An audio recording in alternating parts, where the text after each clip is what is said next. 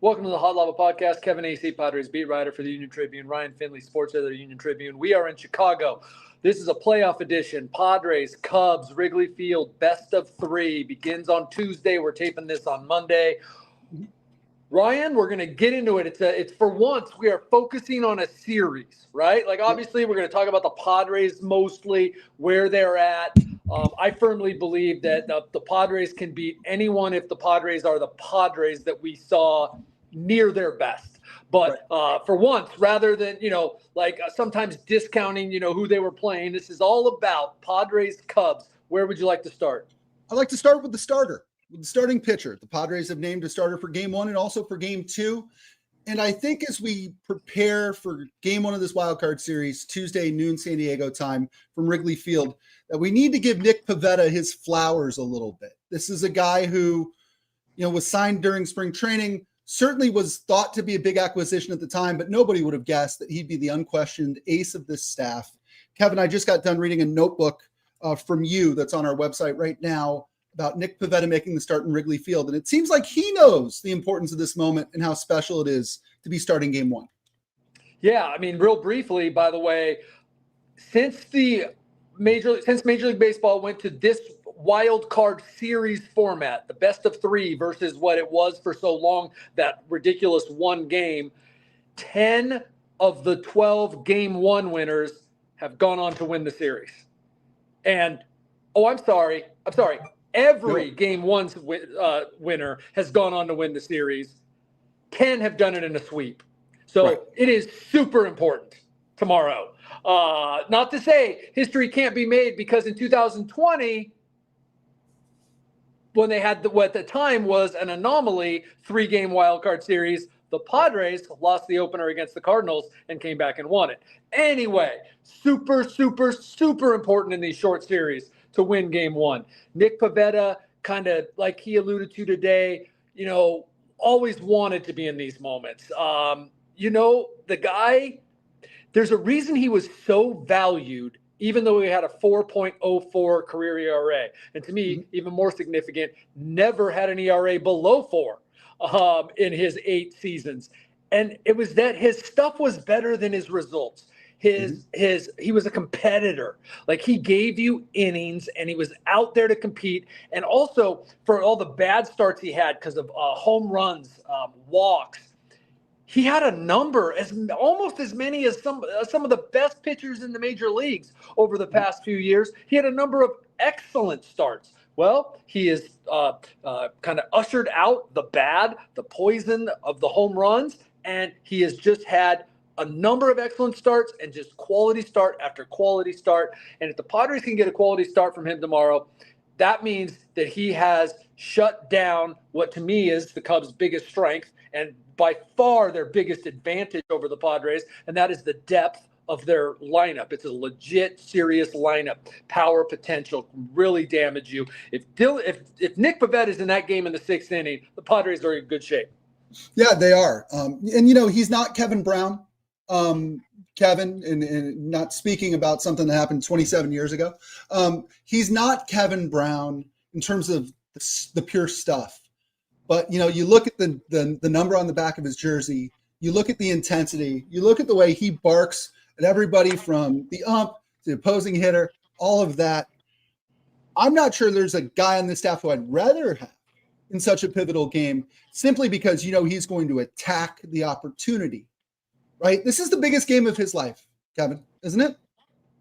Yeah, absolutely. To this point, it sure is. And I agree with you. And the attitude is important. He's setting a tone, obviously, how he pitches, whether he struggled here in his first start. Now, he did have a quality start. I think it was 6 innings, 1 run against the Cubs at Petco Park, but really struggled here. And the Cubs they're not always, but they can be. They can make a pitcher work really hard. Fouling off pitches, plate discipline. They can make Nick Pivetta, who thrives on that fastball, up and out of the zone. They make him come into the zone. It can be a real tough start. But, yeah, Nick Pivetta is that guy. And then if we're going to transition into the rest of the rotation, like, Nick Pivetta is also the choice because there is no other choice. Yeah. Like, I It's don't know an what easy. you thought of the Dylan Cease decision, which I think had been forecast, and I had certainly forecasted it. But the Dylan Cease decision for Game 2. Yeah, Dylan Cease will start Game 2. Kevin, you had been hinting at this in your stories for a couple of weeks now. More than anything, the Padres appear to like Dylan Cease's splits and the way he pitches against the Cubs and the way he pitches at Wrigley Field, correct? Was that the deciding factor more so than anything else? And again, yes. And also, this last 4 games was his best stretch of games. If you go by ERA, WHIP, still gave up a lot of hits and walks. But in terms of limiting the damage and getting out of jams, and that's important. Didn't face a lineup the quality of the Cubs, but the last 4 were good. But yes, his success against the Cubs recently, his success at Wrigley Field in his career, it's only 3 starts. A success against most of these hitters, and again, it's not like you're making some crazy decision. And I know that, like, the reaction, despite my best efforts, I do see the reaction from fans on social media. They're acting like, in my opinion, which is what we all do, we all can identify a problem. Why don't you tell me the solution, right? And yes, look, Mike King, that was who the Padres wanted to start Game 2. He did not show them enough in his second and third start. By the 4th start, it was already determined. But in his second and third start, he did not show them that he was ready enough. Also, Mike King and Randy Vasquez will be in the bullpen, and they've pitched out of the bullpen. Yu Darvish and Dylan Cease never have. So they were either going to start or not be on the roster. And if Mike King is not needed here and the Padres advance, Michael King can start Game 1 against Milwaukee. There's got to be, look, it's all about this series, but there has to be, it's all a flow as well. Yeah. And again, Michael King has experience coming out of the bullpen. I don't know how much that factored into any of this, Kevin. He's a starting pitcher and has been for the last 2+ years.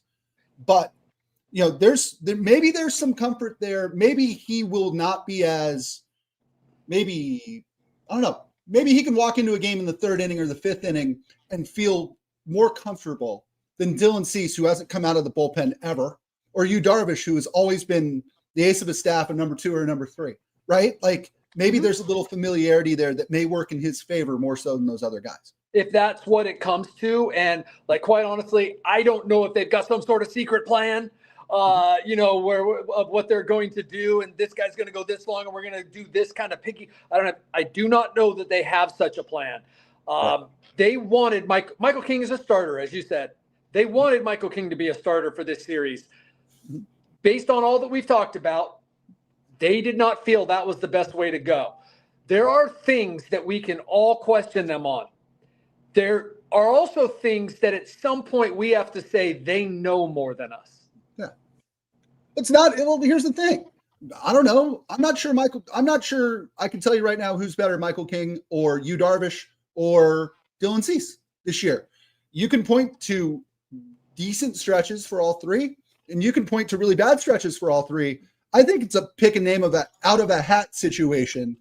And, if their logic is Cease has pitched well against the Cubs, they like the way he's pitched at Wrigley.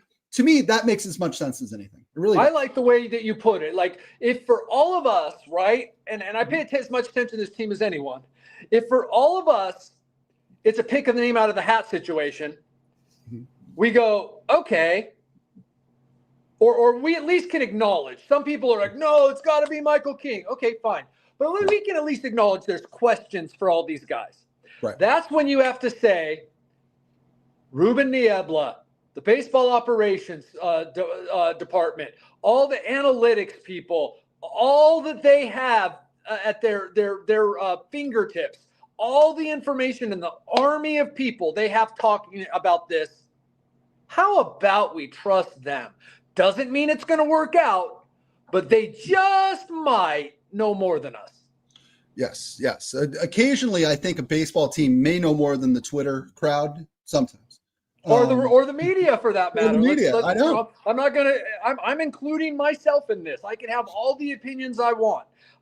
But at some point you go, okay, here's my questions, and then here's what makes sense. Okay, And how about at some point we give them the benefit of any doubt that we might have based on the information they have at their disposal. Oh, and they were able to cobble together a very challenged pitching staff, obviously a really good bullpen, but there was times this year where they were at Ryan Bergert and Steven Kolick going, Randy Vasquez still figuring out how to pitch, and they finished with the third best ERA in baseball. Maybe they know what they're doing. What's a reasonable expectation, starting with Nick Pivetta, just in terms of innings? Is the goal here just to get to the sixth? I mean, in terms of, the Padres bullpen lines up pretty well from innings 6 through 9, I think. Yeah. And so here's what I would think, and then if piecing together little conversations with people. Look, all of them, it's going to be, boom, this is the playoffs, this is Mike Shildt, it's going to be quick hook. If you can get 6 out of Nick Pivetta, the only guy you're reasonably expecting that, you're not necessarily expecting it, but the only guy you're reasonably going, if in game 1 we can get this many innings out of Nick Pivetta, how great are we set up for game 2? That's right. Now you get into Dylan Cease, and I've used this line a couple times, but you've got Ruben Niebla holding the bullpen phone basically from like the first pitch. Okay. And look, that's just how it is, right? Like, I think I made the point in today's story, just one of the advances was this pitching staff, this starting pitching, it just can't hold a candle to their 2022 and 2024. I mean, we didn't expect much of them in 2022, right? Except you had Blake Snell, Joe Musgrove, Yu Darvish, right? We didn't expect much of them. Well, I'm sorry, we did expect much of them last year. But part of that was you had that version of Michael King and that version of Dylan Cease and that version of Yu Darvish going into it. So we don't have that this year. It is really the confidence the Padres have is squarely rooted in their bullpen. Yep, absolutely. Absolutely. To me, what's fascinating is who Shildt decides to use when. And it's not about the 9th inning to me. It's about, do they deploy Mason Miller in kind of a fireman role, right? Does he come in to put out a Cubs rally, even if that rally is in the 5th or 6th? Or do they wait? Does he pitch the 8th regardless? To me, that's what's very interesting.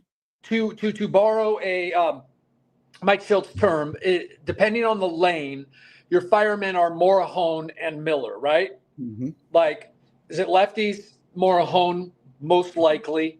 And, you could say that you have confidence in both of them from both sides, and the splits would bear that out. But Morahone's if it's lefties.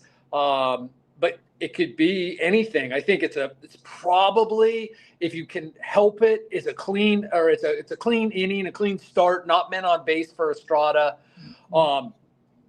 He has kind of worked himself into that kind of, if he's the guy in the 6th, right? Depending on who's coming up, right?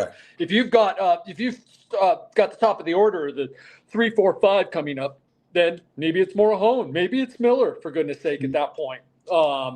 So it will be, they're fairly left-handed, the Cubs, maybe not as left-handed as the Padres are now with Ramon Laureano out.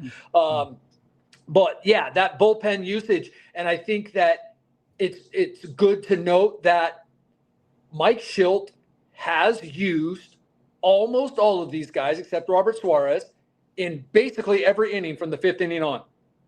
Like Morahone has come in the 3rd. Right? Like Miller has pitched the 8th. He maybe got the back end of a 7th and worked into the 8th. Estrada has pitched everywhere. So, that's been a part of Shildt. Well, he was afforded the opportunity, certainly, especially when Jason Adam was healthy to do it, but also to make sure that his guys were ready for the postseason. Right. There is a little injury news, Kevin, and you've touched on this in your notebook already. Elias Diaz felt something in his side on Saturday, and the team is concerned enough that it brought not 1 but 2 extra catchers to Chicago. Normally, I wouldn't get too worked up about the Padres' backup catcher who's not really having a great year and what his injury means, except he is Nick Pavetta's personal catcher. And to me, that means something. Kevin, what do we think is going to happen here? And, has anybody talked to Pivetta about the relationship there and how comfortable he'd be with Freddie Fermin or, dare I say, Martin Maldonado? Yeah, in the press conference today, I meant to. I didn't.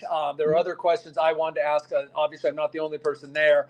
And I'm thinking, it would be interesting. And but I've talked to him before, and Nick loves, it's clear, obviously, he loves Elias Diaz. He'll be able to pitch to Freddie Fermin. I mean, right? Like, come on. There was a comfort level. It's not ideal that you're messing with that. Here's what I think could well happen: that you have three catchers. Elias Diaz goes as long as he can.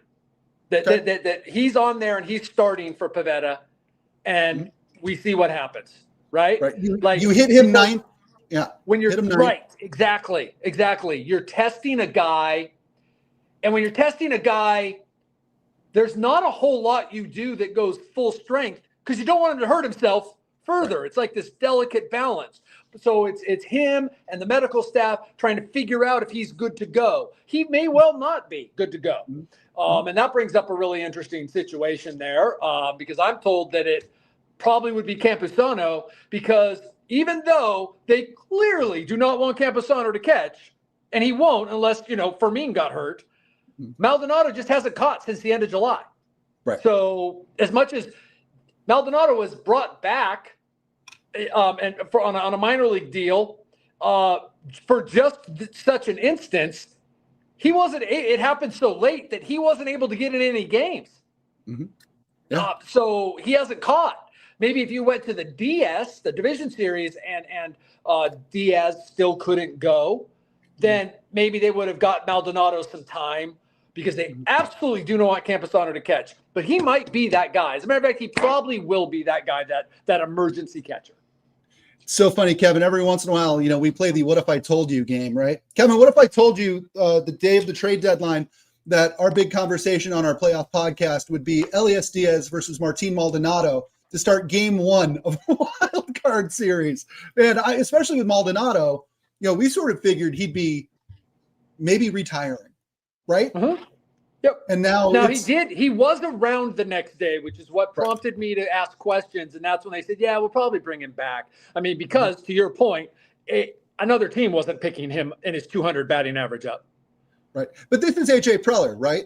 AJ Preller's thinking 3 steps ahead, relentless when it comes to stuff like this. Of course, AJ Preller would tell an aging catcher to go hang out on the backfields for a few months, Kevin. This is 60 days in Peoria, eating whatever chain restaurants they have in Peoria, right? Well, he was assigned to the Arizona League. He wasn't in Arizona. Right. Was he in San Diego? Where do we think he was? Wherever Martin Maldonado's family lives. Just running sprints in the backyard with his kids. Yeah. Yeah. He's working out and staying ready, whatever that means. But that is probably why. Yeah. That is probably why it's Campusano as the emergency catcher for this series. Right. You had a note also today that it appears the Padres will stick with Gavin Sheets in left rather than try to shuffle guys and put Bryce Johnson out there. And hope that they get to a point where when it, really matters, right? You've got Bryce Johnson in at the end of the game because you have a lead and, he's playing defense for you. But you know what? Gavin Sheets can run into a homer. Gavin Sheets doubles. That's just been his history. He's not necessarily swinging the bat great lately. But Gavin Sheets, when you are an offense that is, in need of some pop, you're gonna give your guy that has the pops a chance. Right. And just from a sentiment, I know Mike Schilt's not a sentimental guy. Kevin, I think Gavin Sheets has earned it. Gavin Sheets was one of their better players for most of the season. To have him start a playoff game in Chicago, the place where he spent his whole career, probably a special moment for him. Yes. And I want to make clear, as I'm talking about, the guy has become a lot better in left field. He is a absolutely serviceable left fielder. That is not what you want to have when you had and you made this gigantic effort to get a better left fielder. And then Ramon Laureano had a pitch kind of, shatter his index finger. But you, again, much like the starting pitchers, you go with what you have, and Gavin Sheets is your best option there. Is it O'Hearn or is it Arise at first? Well, it's one at first and one is your DH. And I think it's, look, that's interesting. I think there's a difference of opinion in the organization about who's the better first baseman. I have my opinion. Surprise a lot of people. Yeah. But Arise's first base has really improved. And he likes to play first base versus DH. Mm-hmm. And you just put some consideration to that of, what's going to make Arise feel best when, O'Hearn DHing a lot this season for Baltimore. So where are their comfort levels? Maybe one does one day and one does another day. But I have no insight into that other than to say, like, it's gone back and forth. And there have been times when I was like, oh, I thought this would be O'Hearn, and no, it was Arise. So again, there's a difference of opinion, and it is Mike Schilt who makes out the lineup. So if you want me to, since I don't like to dodge questions, I'll say Arise is at first. Yeah, no, that would make sense. It is group thinking there, and I'm a huge fan of Arise's at first base relative to what he was. There have been some throws that Arise doesn't get to that O'Hearn does. Because O'Hearn's 9 inches taller than he is. There we go. Yeah. So, That's a great point. Kevin, let's real quick just touch on some of the strengths and weaknesses of both of these teams. It's going to be Matthew Boyd going up against Nick Pivetta in game one. Not sure Matthew Boyd fits the profile of a playoff team's ace, but there we have it. But you know what? The Padres are very left-handed, and starting a lefty against them is probably the right play. So the Cubs lost one of their aces, Justin Steele, right? Lefty owned the Padres. Yep. Their other ace, the rookie, Cade Horton, hurt. Mm-hmm. Their other ace hasn't been pitching well, though he'll probably grab game 2 in Managa. Mm-hmm. So now here we are with veteran Matthew Boyd, who, by the way, I believe allowed 1 run in 11 2/3 innings. And I think it was 6 shutout, or maybe it was 6 and 1 against it was 6 shutout against the Padres here in April. I think it was his second start of the season. And then 5 2/3 gave up a run at Petco Park against the Padres. So, if you're going to your fourth guy, like the Padres are, the fourth guy before the season, they're ace. The Padres have their guy on the mound. But if you're going to your fourth guy and you look and you go, oh, wow, he's done really well against this team we're playing. That's great. But I 100% agree with you. This is not the profile, and it's not their best pitcher. And like Manny Machado's hit him well. Xander Bogaerts has hit him well in their careers. I mean, Matthew Boyd's been around a long time. And so I'm going to give the Padres – this is crazy.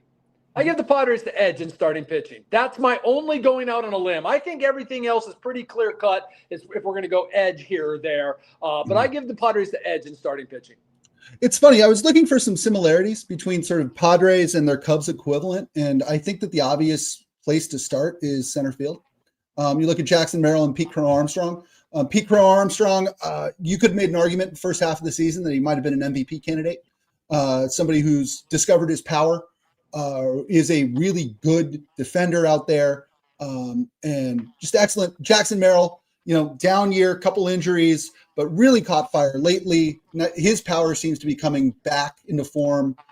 Are there any other comps we can make here?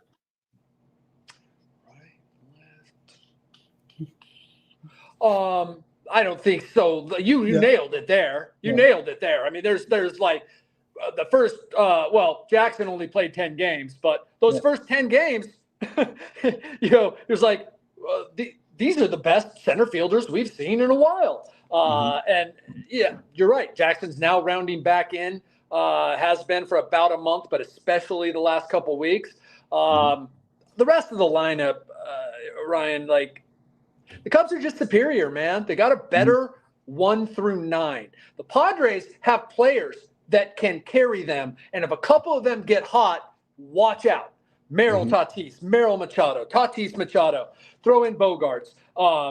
But performance-wise, this year, I think they've got 6 players with at least 22 homers. Some of them haven't been doing great lately. PCA fell off. They had the one catcher who has been everywhere.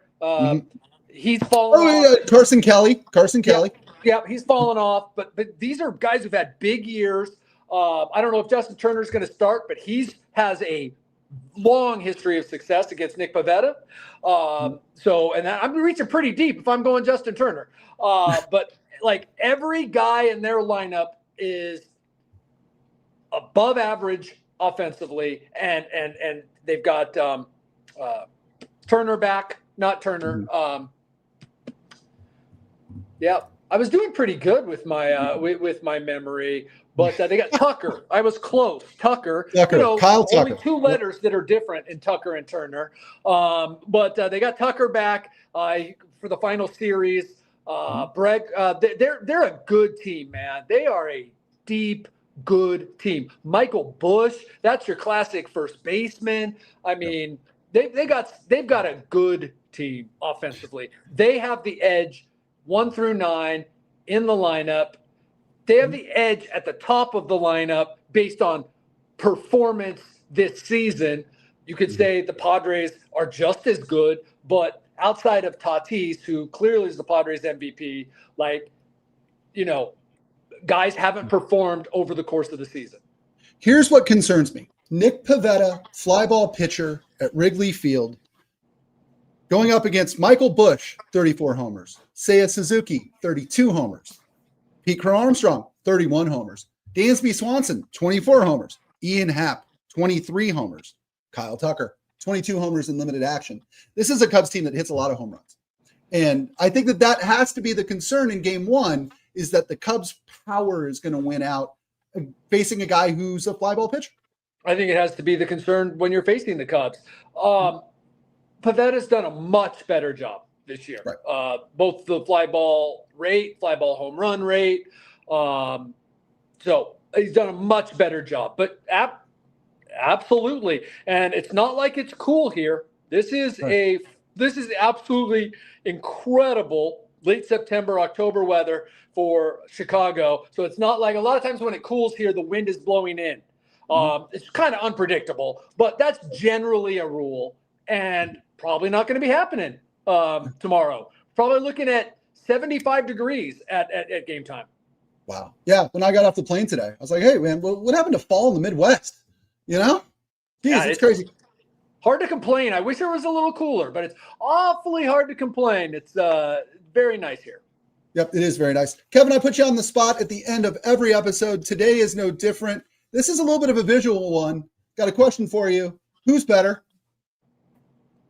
What I want to know is, when you guys are out in public, like, we're used to seeing kids, right? You see, right. But when you guys are out in public, do you still get double takes?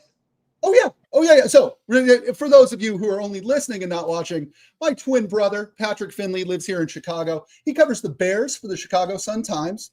Also a sports writer. It's the family disease, as we like to joke. And Kevin, you knew him a million years ago when he was an intern at the UT. You guys played Fallbrook wiffle ball, I believe, once, didn't you? Yes. He came up to Acee Field. He sure did. You know what? I can't wait. Now, I know that beat writers are too busy. You don't get in the office. You don't know each other. But when the Sun-Times people see Ryan tomorrow, are they going to be confused? Patrick. Yes. All the Cubs people are, but the Bears people saw him this weekend, and they were not. How do we put it? I think they were freaked out. Yeah, freaked out tonight. That's a good. It was a lot of whoa, and it's not that we look alike, that we do. It's the cadence and the sound alike.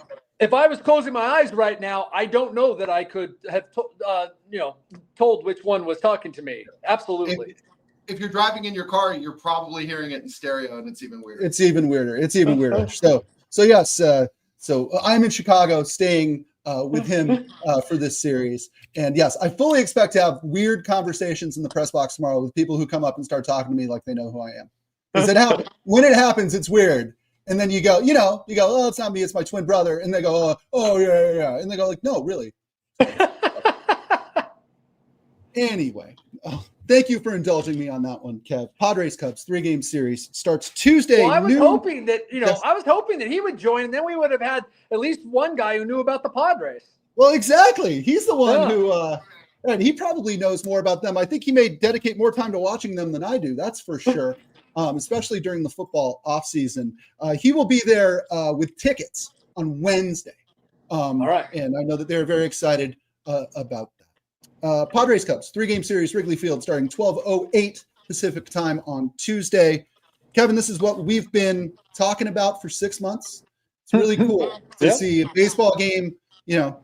Baseball is all about one game really doesn't matter. Tomorrow's one game that matters a whole hell of a lot. That's the thing, and that'll be my story for tomorrow. Is how this is what Mike Schilt builds for. Is this? That's why he manages the way he does. So that his team is ready. Now that doesn't mean they won't go 24 scoreless innings. We've seen it before, but it's what he believes and they believe gives them the best chance. Because it's absolutely incredible the difference between Sunday and Tuesday. The difference between regular season and postseason in baseball is unlike any other sport.